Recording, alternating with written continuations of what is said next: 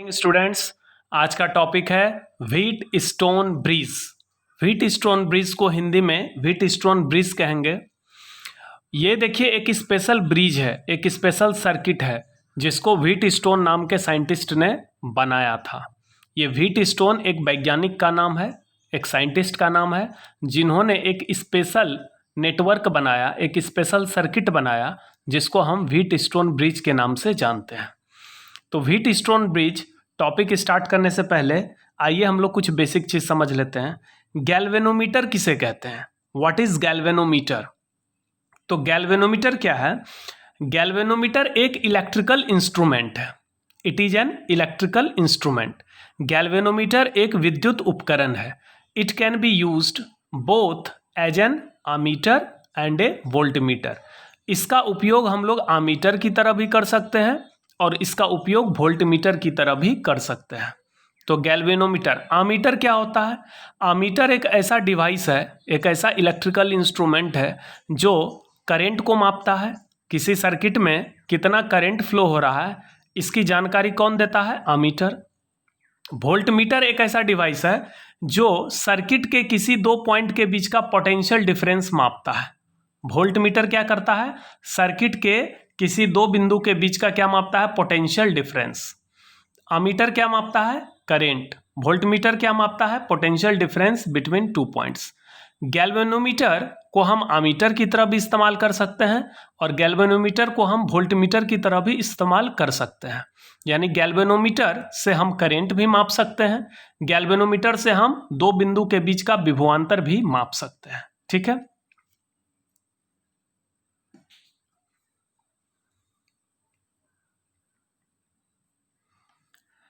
ये देखिए एक गैल्वेनोमीटर को यहां पर दिखाया गया है। गैल्वेनोमीटर में एक नीडल होता है, नीडल को सुई कहते हैं। ये सुई देख रहे हैं? ये जो सुई होता है, जब गैल्वेनोमीटर से कोई करंट फ्लो नहीं होता है तो यह नीडल हमेशा 0 एम्पियर को शो करता है। यहां पर 0 लिखा हुआ है, यानी अभी कोई करंट फ्लो नहीं हो रहा है। लेकिन अगर इस गैल्वेनोमीटर से करंट फ्लो होगा तो यह नीडल डिफ्लेक्ट होगा, यानी विक्षेपित होगा। मान लो कि यहां पर लिखा हुआ 1 एम्पियर, 2 एम्पियर, 3 एम्पियर, इस तरह से ये कैलिब्रेटेड रहता है। सर्कुलर स्केल है ये कैसा स्केल है? Circular scale. बीच में 0 मार्किंग किया हुआ है, इधर 1 2 3, यह हो सकता है 10 एम्पियर, 20 एम्पियर, 30 एम्पियर, इस तरह का भी मार्किंग हो सकता है। इधर भी मार्किंग किया हुआ है 1 2 3। इसका मतलब इस गैल्वेनोमीटर से हम 3 एम्पियर तक का करंट माप सकते हैं। अगर यहाँ 10 20 और 30 रहेगा तो हम 30 एम्पियर तक का मैक्सिमम करंट माप सकते हैं। अगर करंट इधर से इधर फ्लो होगा तो गैल्वेनोमीटर का जो निडल है, मान लो इस साइड डिफ्लेक्ट होगा क्लॉकवाइज, और जैसे निडल डिफ्लेक्ट होगा तो यह करंट को मापेगा। ये जो सुई है यह 0 एम्पियर से डिफ्लेक्ट होकर अगर 2 पर चला आया तो इसका मतलब 2 एम्पियर का करंट फ्लो हो रहा। लेकिन अगर मान लो करंट B से A की ओर फ्लो होता है उल्टा, तो यह निडल इधर डिफ्लेक्ट होगा, इस दिशा में। इसीलिए दोनों तरफ स्केलिंग किया हुआ रहता। इधर भी स्केलिंग किया हुआ है 1 2 3, इधर भी स्केलिंग किया हुआ है 1 2 3। यह निडल हमेशा बीच में रहता है। जब तक करंट फ्लो नहीं होगा यह निडल हमेशा बीच में रहेगा। इसका मतलब अभी डिफ्लेक्शन कितना है? 0। जब गैल्वेनोमीटर से कोई करंट फ्लो नहीं होगा तो निडल हमेशा 0 डिफ्लेक्शन पे होगा, यानी उसका विक्षेप हमेशा 0 होगा। लेकिन अगर गैल्वेनोमीटर से करंट फ्लो होगा, कुछ भी करंट फ्लो होगा, तो यह निडल जो है, यह सुई जो है विक्षेपित होगा, यानी डिफ्लेक्ट होगा। ठीक है। अब देखिए गैल्वेनोमीटर का यहां पर 2 टर्मिनल है, एक टर्मिनल है A और एक टर्मिनल है B। अगर टर्मिनल A का पोटेंशियल अधिक है टर्मिनल B से, मान लो टर्मिनल A है 10 वोल्ट पे और टर्मिनल B है 6 वोल्ट पे, तो करंट हमेशा हाई पोटेंशियल से लो पोटेंशियल की ओर फ्लो होता है। तो करंट किधर फ्लो होगा? हाई पोटेंशियल से लो पोटेंशियल की ओर। तो करंट A से B की ओर फ्लो होगा और निडल जो है क्लॉकवाइज डिफ्लेक्ट होगा। लेकिन अगर मान लीजिए B का पोटेंशियल अधिक है A से, तो फिर करंट किधर फ्लो होगा? B से A की ओर फ्लो होगा और निडल किधर डिफ्लेक्ट होगा? एंटी क्लॉकवाइज, यानी इस डायरेक्शन में डिफ्लेक्ट होगा। खैर निडल किधर भी डिफ्लेक्ट हो, आपको करंट का वैल्यू ये मेजर करके बता देगा। यानी नीडल का डिफ्लेक्ट होना यह बताता है कि सर्किट में करंट फ्लो हो रहा है। अगर नीडल का डिफ्लेक्शन 0 है तो इसका मतलब सर्किट में कोई करंट फ्लो नहीं हो रहा।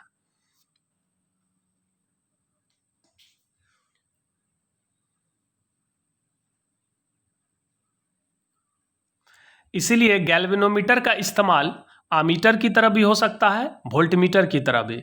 गैल्वेनोमीटर करंट भी माप सकता है और दो पॉइंट के बीच का पोटेंशियल डिफरेंस भी माप सकता है। साथ ही साथ यह करंट डिटेक्टर की तरह भी यूज होता है। किसी सर्किट में करंट फ्लो हो रहा है कि नहीं, इसका पता लगाने के लिए आप उस ब्रांच में गैल्वेनोमीटर लगा दीजिए। अगर उसका नीडल डिफ्लेक्ट होता है तो इसका मतलब करंट फ्लो हो रहा है, नीडल डिफ्लेक्ट नहीं होता है तो करंट फ्लो नहीं हो रहा। If current flows through galvanometer, अगर गैल्वेनोमीटर से कोई विद्युत धारा प्रवाहित होता है, देन नीडल विल डिफ्लेक्ट, तो जो नीडल है गैल्वेनोमीटर का वो क्या होगा, डिफ्लेक्ट होगा, अपने जगह से इधर या इधर किसी भी डायरेक्शन में डिफ्लेक्ट होगा। अगर नीडल डिफ्लेक्ट नहीं होगा तो इसका मतलब करंट फ्लो नहीं हो रहा।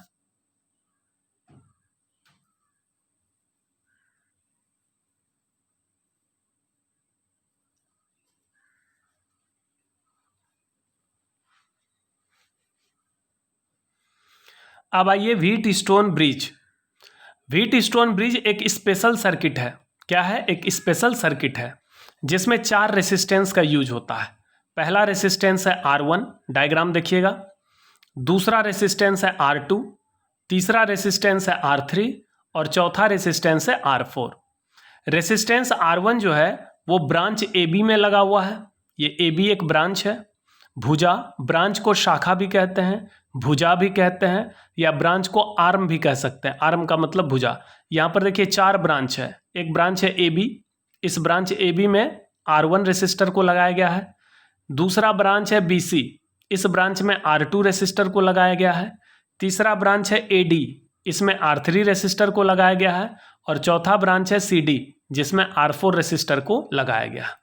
तो इस तरह से देख सकते हैं कि व्हीट स्टोन ब्रिज जो होता है इसमें 4 आर्म है, 4 भुजा है और प्रत्येक भुजा में एक एक रेसिस्टेंस को लगाया गया है।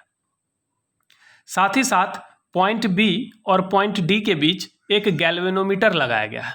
यह गैल्वेनोमीटर यह बताएगा अगर इस ब्रांच में कोई करंट फ्लो होगा तो यह नीडल जो है डिफ्लेक्ट होगा, और अगर इस ब्रांच में कोई करंट फ्लो नहीं होगा तो गैल्वेनोमीटर के नीडल का डिफ्लेक्शन 0 रहेगा। ठीक है, ये जो ब्रांच BD है, इस ब्रांच में अगर करंट फ्लो होता है, चाहे ऊपर से नीचे फ्लो हो या नीचे से ऊपर फ्लो हो, तो यह नीडल डिफ्लेक्ट होगा। अगर करंट फ्लो होगा ही नहीं तो नीडल डिफ्लेक्ट नहीं होगा। मान लो कि पॉइंट B का पोटेंशियल अधिक है पॉइंट D के पोटेंशियल से। मान लीजिए यह 10 वोल्ट पे है और ये 6 वोल्ट पे है, तो करंट ऊपर से नीचे फ्लो होगा। अगर D का पोटेंशियल ज़्यादा है B से तो करंट नीचे से ऊपर फ्लो होगा। लेकिन अगर दोनों का पोटेंशियल बराबर हो जाए तो करंट फ्लो होगा ही नहीं। यानी गैल्वेनोमीटर से अगर करंट फ्लो नहीं होगा तो उसके लिए क्या होना चाहिए, बिंदु B और बिंदु D, इस दोनों बिंदु का विभव बराबर हो जाए, यानी पोटेंशियल डिफरेंस 0 हो जाए। क्योंकि आप जानते हैं कि पोटेंशियल डिफरेंस होगा तभी करंट फ्लो होगा, पोटेंशियल डिफरेंस नहीं होगा करंट फ्लो नहीं होगा।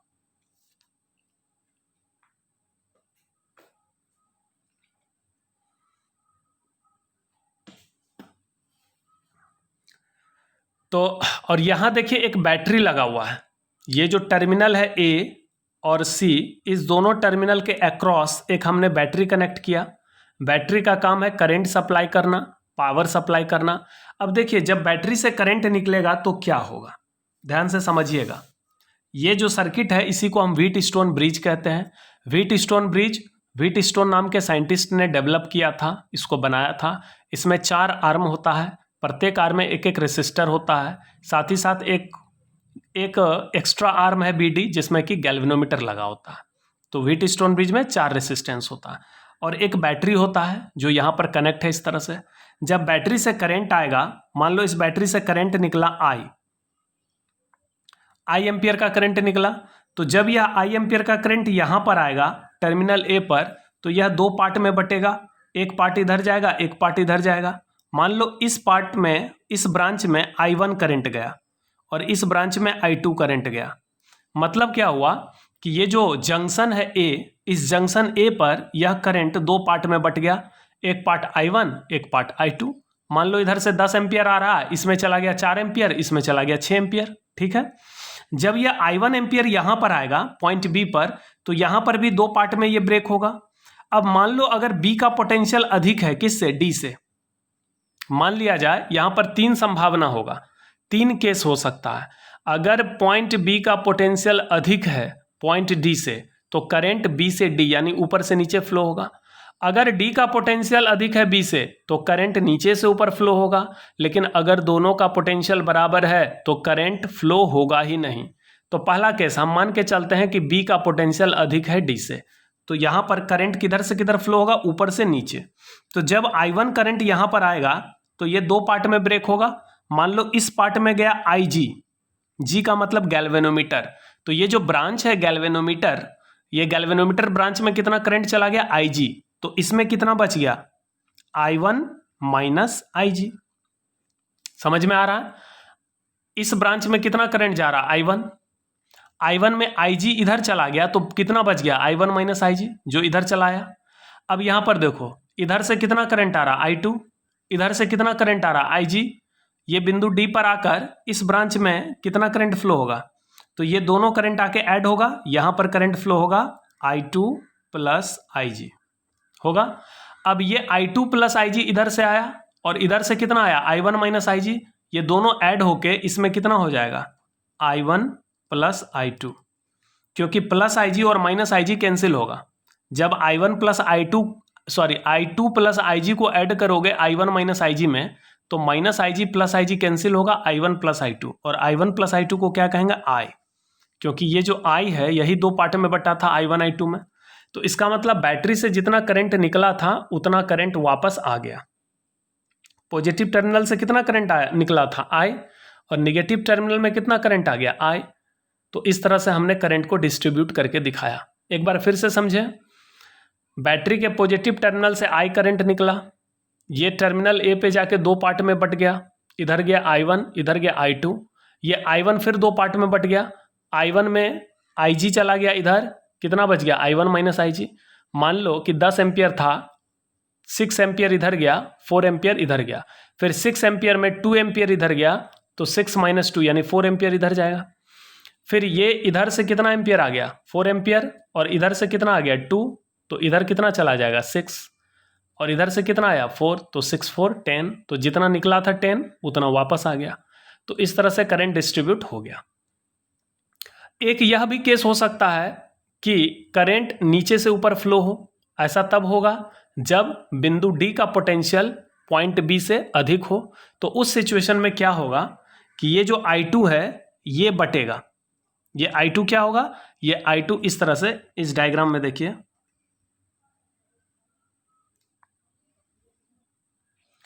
मान लीजिए बैटरी से I एम्पियर का करंट आया, ये A B C and D।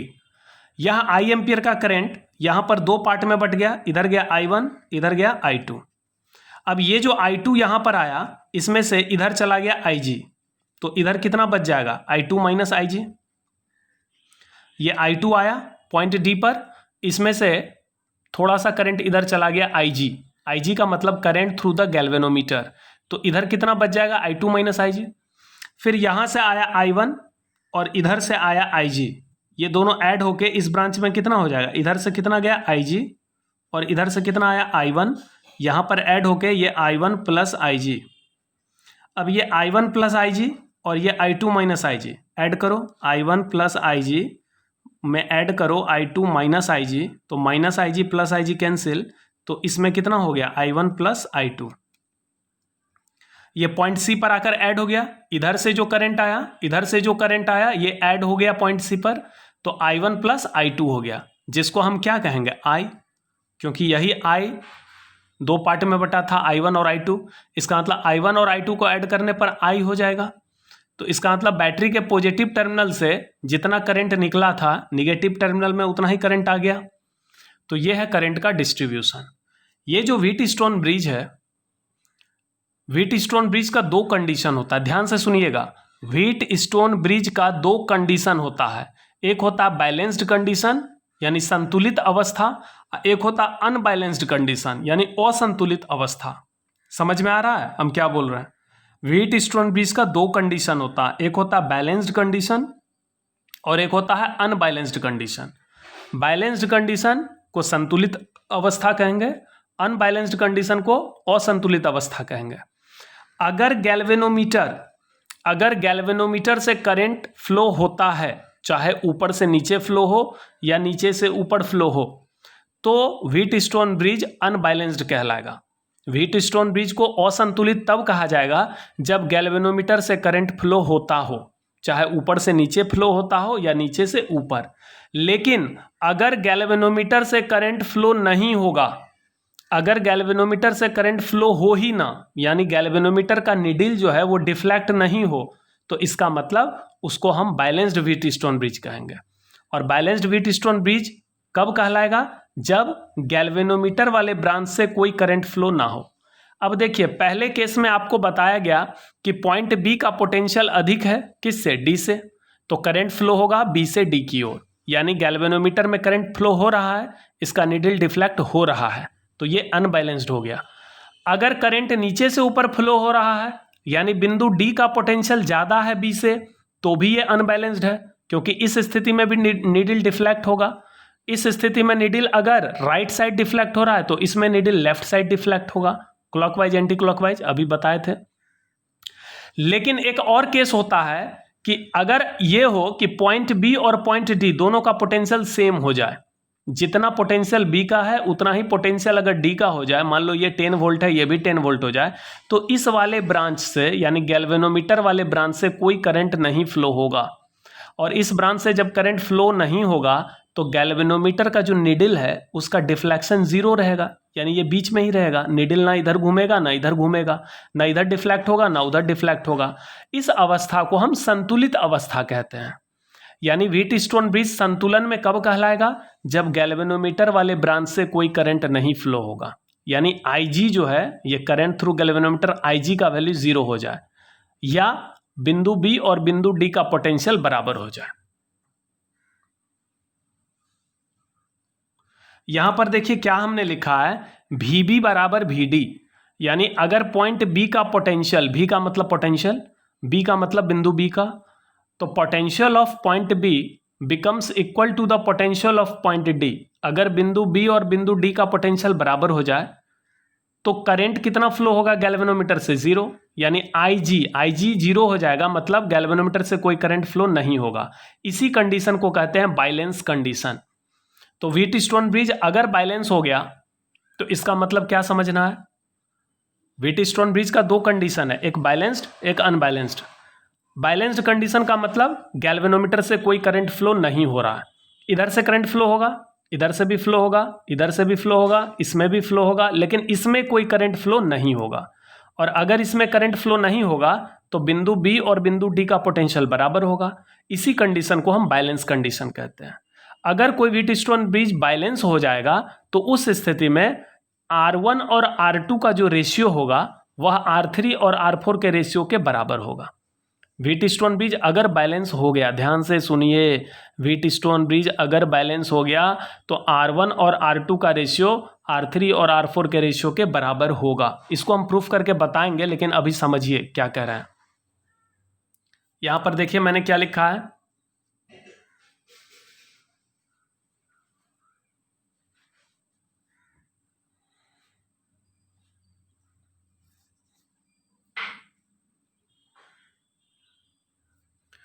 Condition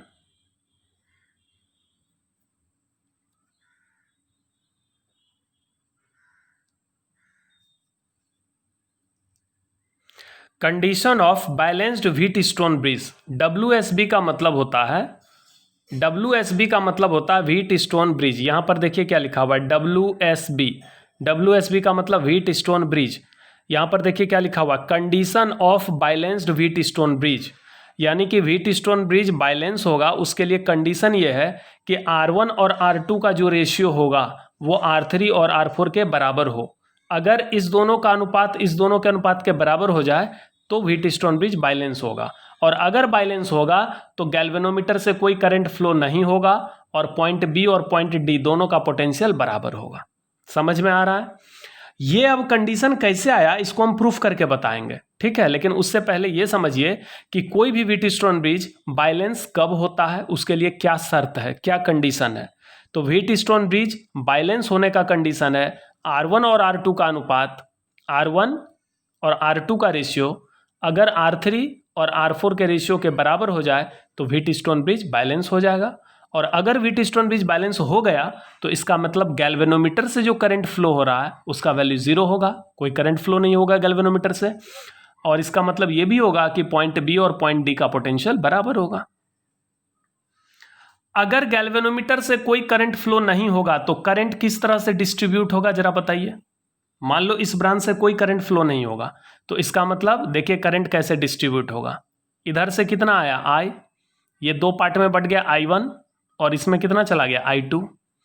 अब ये जो I1 गया ये यहाँ पर आएगा I1, इधर तो कोई करंट फ्लो नहीं होगा तो इसका मतलब इसमें कितना आएगा I1, इसमें भी I1, इसमें भी I1। फिर इधर से जो I2 आ रहा है इसमें तो जाना नहीं है, इसमें तो कोई करंट नहीं जाएगा, तो ये जो I2 आ रहा है इधर भी कितना चला जाएगा I2। अब इधर से कितना आ रहा है I1, इधर से कितना आ गया I2, तो इसमें कितना चला जाएगा I1 प्लस I2 यानी I। इसका मतलब अगर गैल्वेनोमीटर से करंट फ्लो नहीं होगा, अगर गैल्वेनोमीटर से करंट फ्लो नहीं होगा तो ये ब्रांच आपका यूजलेस हो गया, बेकार हो गया। अगर इस ब्रांच से करंट फ्लो होगा ही नहीं तो ये ब्रांच क्या हो गया, यूजलेस। इसका मतलब IG का वैल्यू कितना हो गया, 0। यहां पर भी IG का वैल्यू कितना हो जाएगा, 0। इसका मतलब इस ब्रांच में कितना करंट आया, I1, यही I1 इधर फ्लो हो जाएगा। इधर कितना आया I2, यही I2 इधर फ्लो हो जाएगा और इस तरह से दोनों ऐड होके I हो जाएगा। अब याद करिए कि दो रेसिस्टेंस सीरीज में कब होता है, जब सेम करंट फ्लो हो। तो R1 और R2 सीरीज में होगा क्योंकि इससे भी I1 करंट जा रहा है, इससे भी I1 करंट जा रहा है, तो R1 R2 सीरीज में होगा। उसी तरह से R3 और R4 ये भी सीरीज में होगा क्योंकि इससे जो करंट फ्लो हो रहा है I2, इससे भी वही करंट फ्लो हो रहा है I2, तो ये सीरीज में हो जाएगा। पर ये दोनों और ये दोनों पैरेलल में होगा क्योंकि ये दोनों ऐड होकर कितना होगा, R1 प्लस R2, ये दोनों ऐड होकर कितना होगा, R3 प्लस R4। और ये जो पॉइंट है A और C, देख रहे हैं, A और C के बीच ये दोनों कनेक्ट है और A और C के बीच ही वो दोनों भी कनेक्ट है, तो ये और ये फिर पैरेलल में होगा। तो बताइए R1 R2 कब सीरीज में होगा, जब ये बैलेंस हो जाए, क्योंकि जब तक अनबैलेंस रहेगा तब तक सेम करंट फ्लो नहीं होगा। अब आप पहले डायग्राम में देखिए, ये अनबैलेंस्ड व्हीटस्टोन ब्रिज है क्योंकि इसमें करंट फ्लो हो रहा है गैल्वेनोमीटर से। इसमें कितना करंट फ्लो हो रहा है, I1, और इसमें कितना करंट फ्लो हो रहा है, I1 माइनस IG। क्या R1 और R2 से सेम करंट फ्लो हो रहा है, नहीं फ्लो हो रहा है सेम करंट, इसका मतलब R1 R2 सीरीज में नहीं है। उसी तरह से क्या या इस दोनों में सेम करंट फ्लो हो रहा है, R3 में कितना करंट फ्लो हो रहा है, I2, और R4 में कितना करंट फ्लो हो रहा है, I2 प्लस IG। तो दोनों में अलग अलग करंट फ्लो हो रहा है, इसलिए ये दोनों सीरीज में नहीं होगा। तो इसका मतलब जब भी व्हीटस्टोन ब्रिज अनबैलेंस होगा तो ना तो ये दोनों सीरीज में होगा ना ये दोनों सीरीज में होगा। लेकिन अगर व्हीटस्टोन ब्रिज बैलेंस हो गया तो इसका मतलब ये वाला ब्रांच बेकार हो जाएगा। उस स्थिति में R1 R2 सीरीज होगा, R3 R4 सीरीज में होगा और ये और वो पैरेलल में होगा। क्लियर है? अब हम स्टार्ट करते हैं Wheatstone bridge.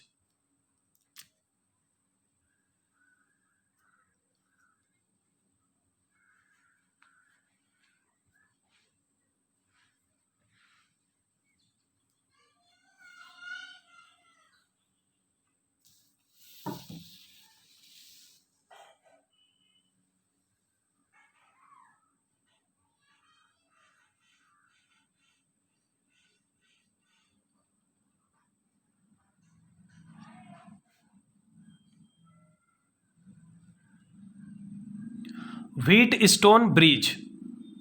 Wheatstone bridge is an arrangement of 4 resistor. Wheatstone bridge जो है यह एक अरेंजमेंट है, कितने प्रतिरोध का, 4 प्रतिरोध का, which can be used to measure one of them in terms of the rest. इसका उपयोग क्या है, व्हीटस्टोन ब्रिज का क्या यूज है? इस ब्रिज का उपयोग ये है कि अगर R1 R2 R3 R4 इस 4 रेसिस्टर में 3 का मान पता हो तो चौथे का मान निकल जाएगा. कैसे निकल जाएगा? अगर ये व्हीटस्टोन ब्रिज बैलेंस होता है तो R1/R2 का मान R3/R4 के बराबर होता है। तो उसमें से अगर R1, R2, R3 का मान पुट करिएगा तो R4 निकल जाएगा। तो व्हीटस्टोन ब्रिज का उपयोग क्या है? What is the use of Wheatstone bridge? It is used to find the value of unknown resistance. मान लीजिए यहां पर जो 4 रेसिस्टेंस है, R1, R2, R3, R4, इस 4 में 3 का वैल्यू आपको पता है, चौथे का वैल्यू निकालना है। तो ये जो अननोन रेसिस्टर है R4, जिसका वैल्यू निकालना है, अननोन रेसिस्टर का मतलब अज्ञात प्रतिरोधक, तो इस अननोन रेसिस्टर का वैल्यू निकालने के लिए हम व्हीटस्टोन ब्रिज का इस्तेमाल करते हैं। लेकिन यह तब निकलेगा जब व्हीटस्टोन ब्रिज बैलेंस हो, तो इसलिए बैलेंस करने के बाद ही इसका वैल्यू आप निकाल पाएंगे। तो Wheatstone bridge is an arrangement of 4 resistor.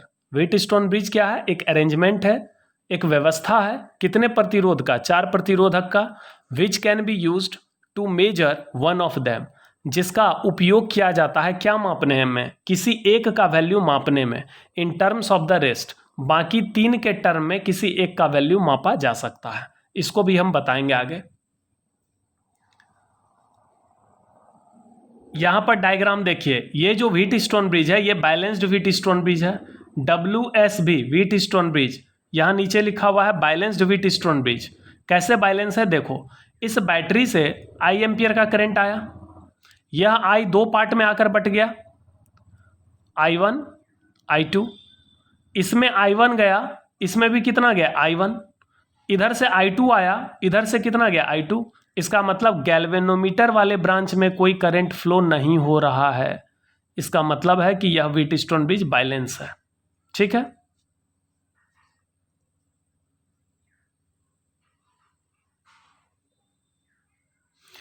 Wheatstone bridge में 4 प्रतिरोधक होते हैं, जिसके द्वारा किसी एक प्रतिरोधक का मान शेष 3 प्रतिरोधकों के पदों में ज्ञात किए जा सकते हैं।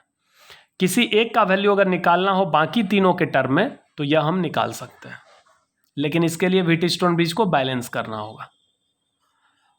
अब हम लोग निकालने जा रहे हैं कंडीशन कि कोई व्हीटस्टोन ब्रिज बैलेंस होगा, उसके लिए कंडीशन बताए थे R1/R2 का मान R3/R4 के बराबर हो। तो देखिए यह कंडीशन कैसे निकालेंगे। Wheatstone bridge is said to be balanced when deflection in the galvanometer is 0।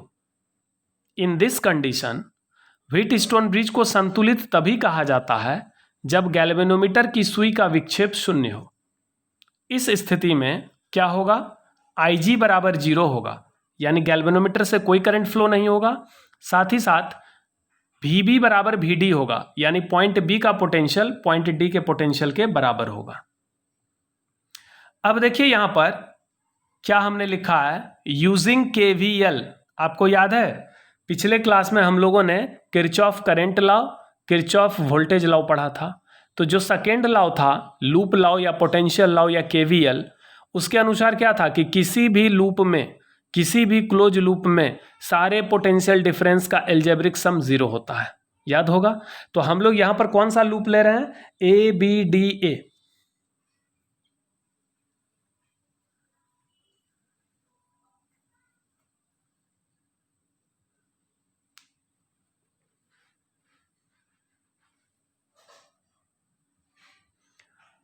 A B D A, यह एक लूप है। ध्यान से देखिए, यह एक बंद लूप है।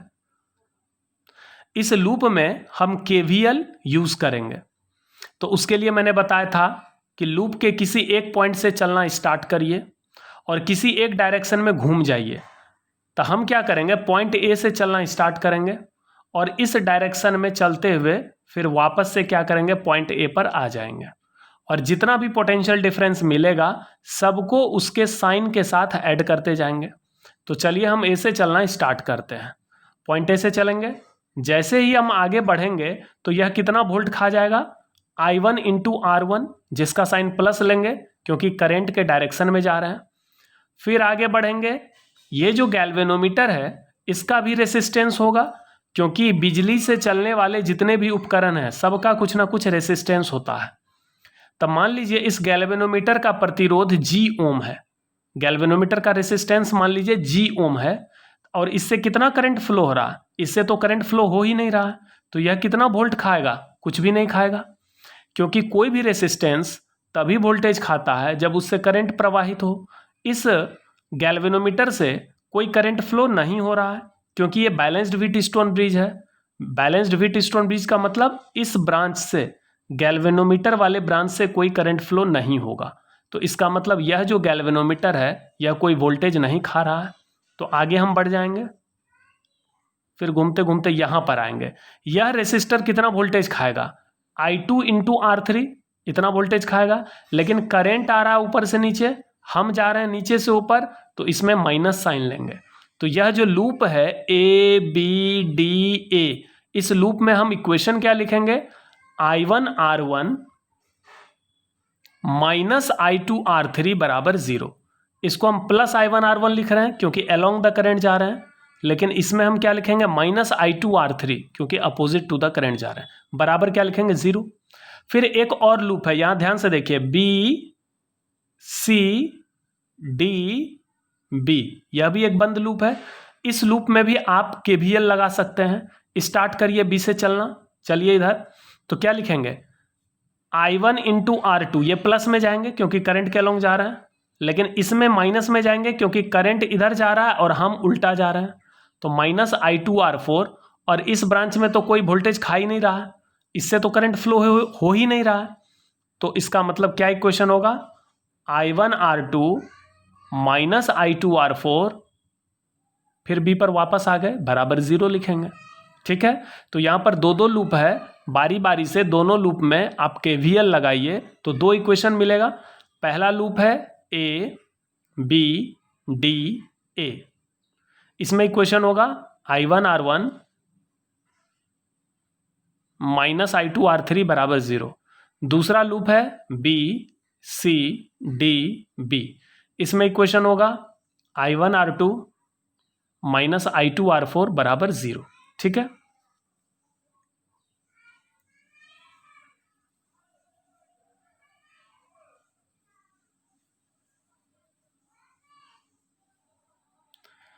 तो पहले लूप ABDA में अगर हम KVL यूज करते हैं तो इक्वेशन मिलेगा I1R1 माइनस I2R3 बराबर 0। ये इक्वेशन मिल गया। अब इसको हम आगे लेके बढ़ते हैं, I1R1 बराबर I2R3, यहाँ से आपको I1 और I2 का रेशियो मिलेगा। I1 इस I2 को नीचे ले आओ, बराबर R3 बाय R1, इसको इक्वेशन 1 मान लो। यहाँ से आपको किसका वैल्यू मिल गया, I1 बटे I2। अब हम चलते हैं दूसरा वाला जो लूप था BCDB, उस लूप में चलते हैं।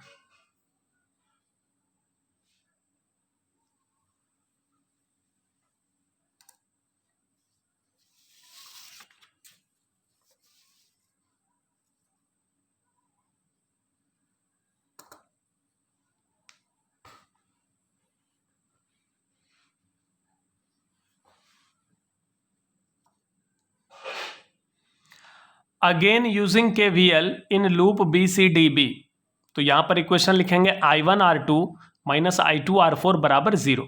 ये इक्वेशन आ गया लूप BCDB से, जब हम KVL लगाएंगे तब। यहां इसको सॉल्व करेंगे तो मिल जाएगा I1 बाय I2 बराबर R4 बाय R2, इसको हम मान लेंगे इक्वेशन 2। अब इक्वेशन 1 और इक्वेशन 2 दोनों का LHS सेम है, तो उसका RHS सेम करिए। इक्वेशन 1 का LHS I1 बाय I2 था, इक्वेशन 2 का भी LHS I1 बाय I2 है, तो RHS सेम होगा। तो इक्वेशन 1 का RHS और इक्वेशन 2 का RHS सेम करो। यहां से कंडीशन क्या मिल गया, अब यहां क्या करिए, R4 को नीचे ले आइए और R1 को इधर करिए, इस दोनों को ऊपर नीचे एक्सचेंज करो, तो R1 बाय R2 बराबर निकल गया R3 बाय R4। यही कंडीशन है बैलेंस्ड व्हीटस्टोन ब्रिज का। यहां देखिए क्या लिखा हुआ नीचे, this is the condition for balance of A Wheatstone bridge. यह व्हीटस्टोन ब्रिज के संतुलित होने का शर्त है। तो देखिए एग्जाम में लॉन्ग क्वेश्चन में आता है व्हीटस्टोन ब्रिज को बैलेंस होने का कंडीशन प्रूफ करने। ये जो पूरा हमने प्रूफ करके दिखाया आपको, ये 5 नंबर में आएगा। क्वेश्चन रहेगा कि व्हीटस्टोन ब्रिज के संतुलित होने का शर्त निकालें या उसको लिखें, तो इसको प्रूफ करके आपको दिखाना होगा। हमने स्टार्टिंग में क्या माना कि व्हीटस्टोन ब्रिज बैलेंस है, हमने जो डायग्राम यहाँ पर लिया था वो बैलेंस्ड व्हीटस्टोन ब्रिज का लिया था। अब बैलेंस ले लिया, उसके बाद क्या किया, पहला loop A B D A इसमें केवीएल लगाया और दूसरे वाले loop B C D B में भी केवीएल लगाया। दोनों में केवीएल लगाने पर दो इक्वेशन आ गया, दोनों इक्वेशन का एलएचएस चूंकि सेम है, आरएचएस बराबर किया, वहां से कंडीशन मिल गया। तो इसका मतलब अगर R1 और R2 का अनुपात R3 और R4 के अनुपात के बराबर हो जाए तो व्हीटस्टोन ब्रिज बैलेंस होगा और इस कंडीशन में गैल्वेनोमीटर से कोई करंट फ्लो नहीं होगा और पॉइंट बी और पॉइंट डी का पोटेंशियल सेम होगा। अब आते हैं कि व्हीटस्टोन ब्रिज पर का क्या यूज़ है, व्हीटस्टोन ब्रिज का किस तरह यूज होता है। तो अभी अभी हमने बताया कि व्हीटस्टोन ब्रिज का उपयोग है कि आप किसी एक प्रतिरोध का मान बाकी 3 के टर्म में निकाल सकते हैं। कैसे निकाल सकते हैं इसको देखिए। यहां पर देखिए नोट पॉइंट आ गया,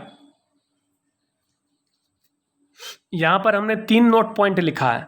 पहला नोट पॉइंट देखो, measurement of unknown resistance R4, अज्ञात प्रतिरोध R4 का माप। मान लीजिए कि व्हीटस्टोन ब्रिज में 4 रेसिस्टेंस है, 4 में मान लो 3 का वैल्यू पता है, चौथे का वैल्यू निकालना है। तो कैसे निकालेंगे, तो सबसे पहले क्या करेंगे कि if R1 R2 and R3 are known, मान लीजिए R1 R2 और R3 का वैल्यू आपको पता है, नोन है, देन वी कैन मेजर, तो हम लोग माप सकते हैं the unknown resistance R4 as follows. तो चौथे प्रतिरोध R4 का मान इस तरह से निकाल सकते हैं। अगर 3 का मान पता हो तो चौथे का मान किस तरह निकालेंगे जरा देखिए। इसके लिए प्रोसेस क्या है देखिए, keeping R1 and R2 fixed, R1 और R2 का जो भी वैल्यू दिया हुआ है उसको फिक्स रखिए। R3 इज एडजस्टेड, और R3 को एडजस्ट करिए यानी चेंज करिए, till deflection in the galvanometer becomes 0। R3 को तब तक एडजस्ट करिए जब तक कि गैल्वेनोमीटर का डिफ्लेक्शन 0 ना हो जाए, यानी गैल्वेनोमीटर बैलेंस ना हो जाए, तब तक आपको R3 को चेंज करना है। फिर से सुनिए, R1 R2 को फिक्स रखिए, R1 का वैल्यू मान लो 4 ओम दिया है, फिक्स कर दो। R2 का वैल्यू 8 ओम दिया है, फिक्स कर दो।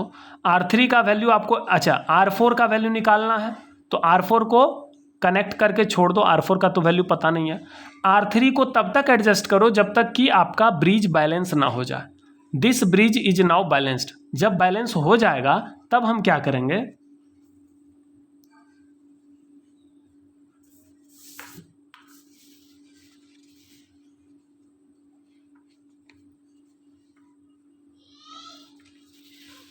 बैलेंस होने के बाद जब ब्रिज मेरा बैलेंस होगा तो हम लिखेंगे R1 बाय R2 बराबर R3 बाय R4, और वहाँ से R4 का वैल्यू निकालेंगे R3 into R2 bye R1। ठीक है, इस तरह से आपको, चूंकि R1 R2 R3 तीनों का मान पता है तो R4 का वैल्यू निकल जाएगा।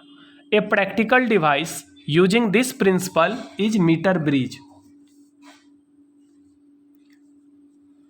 मीटर ब्रिज अगले क्लास में आपको हम न्यूमेरिकल बताएंगे और उसके नेक्स्ट क्लास में मीटर ब्रिज पढ़ाएंगे। तो मीटर ब्रिज भी एक डिवाइस है जो किस सिद्धांत पे काम करता है, जो व्हीटस्टोन ब्रिज के सिद्धांत पर काम करता है। Practical device using this principal, यह जो व्हीटस्टोन ब्रिज का सिद्धांत है इसी सिद्धांत पर कार्य करता है आपका मीटर ब्रिज। यानी मीटर ब्रिज, ये ऑब्जेक्टिव क्वेश्चन में आता है, मीटर ब्रिज किस सिद्धांत पर काम करता है, मीटर ब्रिज व्हीटस्टोन ब्रिज के सिद्धांत पर काम करता है। अब एक बार हम हिंदी में पढ़ते हैं कि यदि R1 R2 R3 का मान ज्ञात हो तो अज्ञात प्रतिरोधक R4 का मान निम्न तरीके से ज्ञात कर सकते हैं। R1 तथा R2 का मान अपरिवर्तित रखते हुए यानी फिक्स रखते हुए हम R3 को तब तक परिवर्तित करते जाते हैं जब तक गैल्वेनोमीटर का विक्षेप 0 ना हो जाए। अब ब्रिज संतुलित है, चूंकि गैल्वेनोमीटर का डिफ्लेक्शन 0 हो गया तो ब्रिज बैलेंस हो गया। आपको R1 R2 को फिक्स रखना है, R3 को तब तक बदलना है जब तक बैलेंस ना हो जाए। जब बैलेंस हो जाएगा तब आप इक्वेशन क्या यूज करेंगे, R1 बाय R2 बराबर R3 बाय R4, और उसी इक्वेशन से R4 का मान निकल जाएगा R3 into R2 bye R1। इस सिद्धांत का उपयोग करने वाली एक प्रायोगिक युक्ति, प्रायोगिक युक्ति का मतलब होता है प्रैक्टिकल डिवाइस, युक्ति का मतलब होता है उपकरण, मीटर ब्रिज है। यानी मीटर ब्रिज जो है यह व्हीटस्टोन ब्रिज के सिद्धांत का उपयोग करता है। मीटर ब्रिज एक ऐसा डिवाइस है जो व्हीटस्टोन ब्रिज के सिद्धांत पर काम करता है। ऑब्जेक्टिव क्वेश्चन के लिए याद रखिएगा।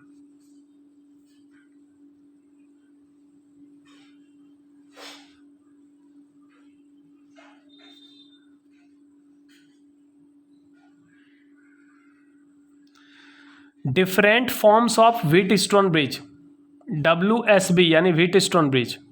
ये सेकेंड नोट पॉइंट है कि व्हीटस्टोन ब्रिज का डिफरेंट फॉर्म।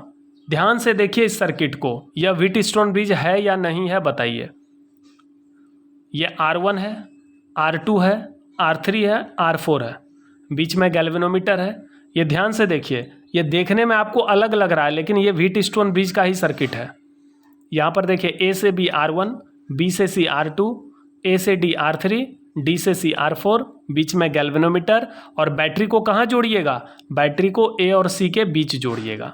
देखिए सर्किट देखने में अलग अलग लग रहा है लेकिन ये सब व्हीटस्टोन ब्रिज है।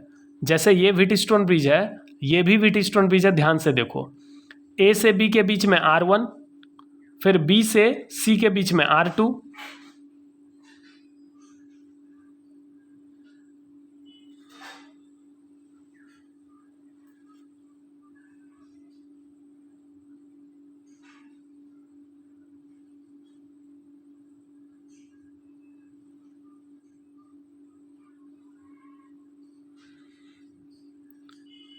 A से B R1, B से C R2, A से B R1, B से C R2, A से D R3, D से C R4, और देखिए ये B और D के बीच में गैल्वेनोमीटर है, यहाँ पर भी B और D के बीच में गैल्वेनोमीटर है। तो इस तरह से, और बैटरी कहाँ कनेक्ट होगा, A और C के बीच में, ये A और C के बीच में बैटरी। तो ये जो सर्किट है ये भी व्हीटस्टोन ब्रिज है। देखने में आपको अजीब लग रहा होगा लेकिन ये भी व्हीटस्टोन ब्रिज है, ये भी व्हीटस्टोन ब्रिज है।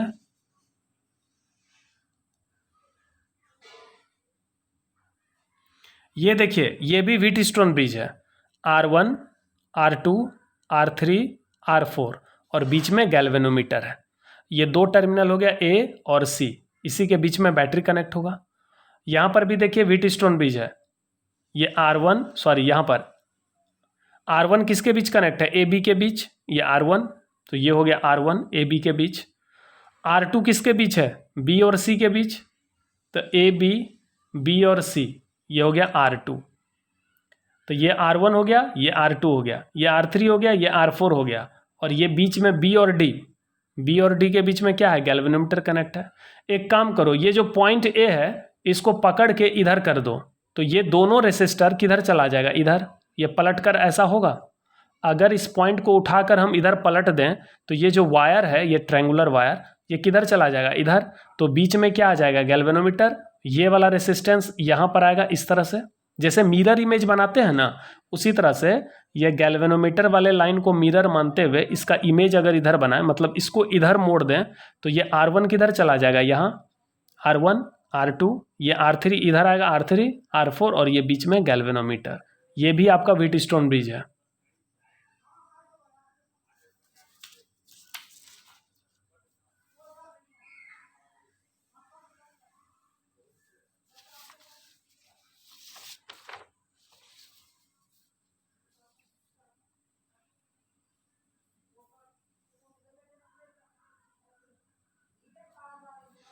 ध्यान से देखिए ये भी व्हीटस्टोन ब्रिज है।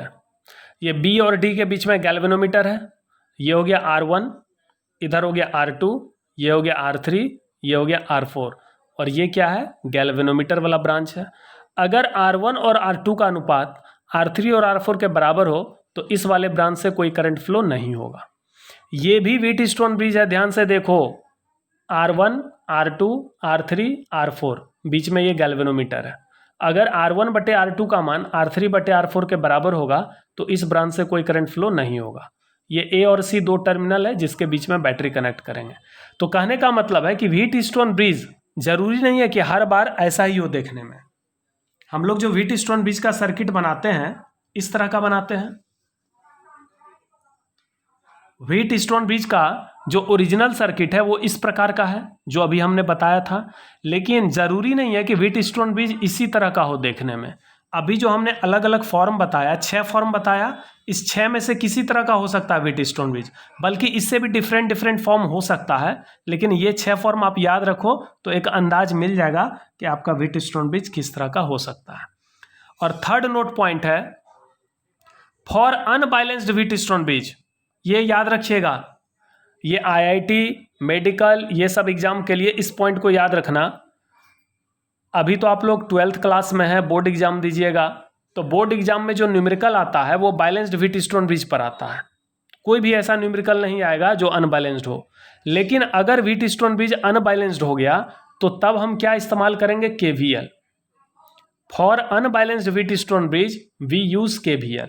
अगर व्हीटस्टोन ब्रिज बैलेंस है तब तो आपको हम किस तरह न्यूमेरिकल बनाएंगे वो आपको हम बताएंगे अगले क्लास में।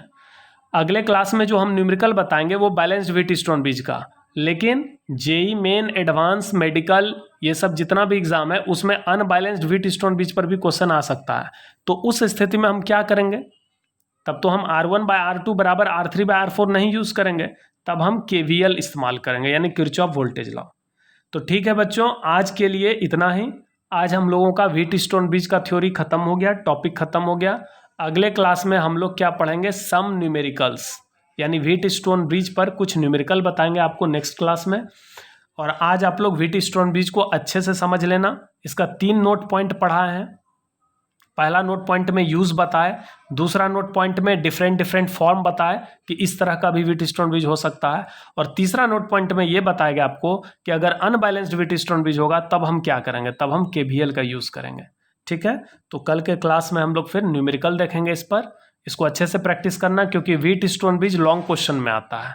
ठीक है, ये 5 नंबर का क्वेश्चन में आता है, तो पूरा इसको प्रूफ अच्छे से करके देख लीजिएगा। Thank you.